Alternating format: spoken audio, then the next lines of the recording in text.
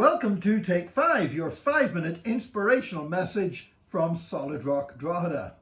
About 10 days ago, there was a controversy arose in a little town in the Republic of North Macedonia. A young girl, an 11-year-old girl called Embla Ademi, was being bullied at school. Now, it's not the first time somebody sadly gets bullied at school. You know, that is immensely damaging for so many children, and yet it does happen. It happens in all kinds of places. Now, the reason why Embla Ademi was being bullied was because she has Down syndrome. And because she was different from other kids, she was getting bullied.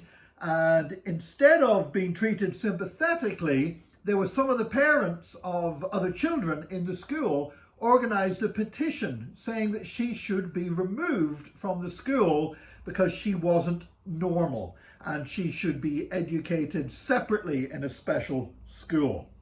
Well, word of what was happening made its way to the capital city, and the president of North Macedonia heard about it.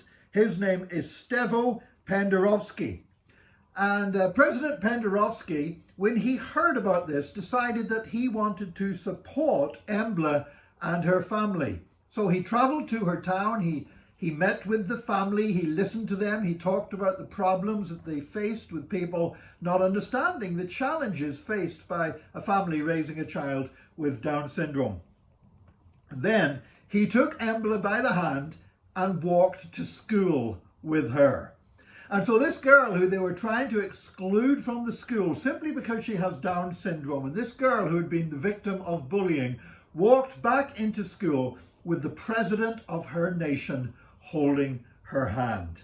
And now the school has said they're going to do everything they can to stop the bullying, to support Embla, and she will have a specially appointed classroom assistant there to help her.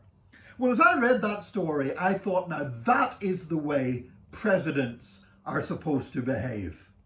We hear a lot these days about prime ministers, about presidents who don't behave in ways that we would see as being praiseworthy or compassionate or even reflecting common decency. And so that's why it's so refreshing to see the president of a nation behaving with such compassion towards a child with Down syndrome.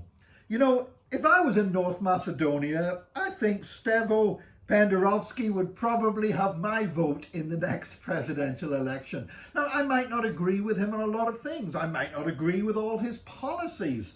But actually, there's something more important than having people with the right platform or having people in politics that will give us what we want and what we think will benefit us economically or culturally or whatever other ways.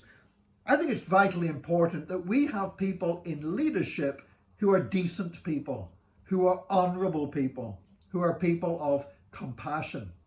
You know, it's been noted that throughout church history, leadership in the church often copies leadership in a nation. So when you get a style of leadership that is confrontational, that is bullying, that belittles others, that begins to appear in the church as well. And that's, of course, not how it should be. It should be that we follow our greatest example of leadership, who is Jesus Christ, the servant leader who girded himself with a towel and washed his disciples' feet. But often it doesn't work out like that. People copy what they see among the political leaders in their nation. And I would say that while I don't know anything about what party Stevo Pendarovski belongs to, while I don't know anything about his policies as a president, I would say this, that I believe his style of leadership is going to have a good influence on the Church of Jesus Christ in North Macedonia. And I pray that we will see more political leaders of this kind of character. And I pray that we in the church will display a similar compassion and a similar concern for those who are being bullied, for those who are being discriminated against, for those who are facing such unfairness and cruelty in this world. I'm delighted that the president of a country who probably had so many other things that his advisors would say were more important took the time out in his day to travel to another town and to walk an 11-year-old girl to school so she can receive an education in a place where she feels safe and secure. And I pray that today we might make similar investments of our time to impact other people in a positive way. May God bless you today as you seek to do that, and join us again tomorrow for another Take 5, your 5-minute inspirational message from Solid Rock Drogheda.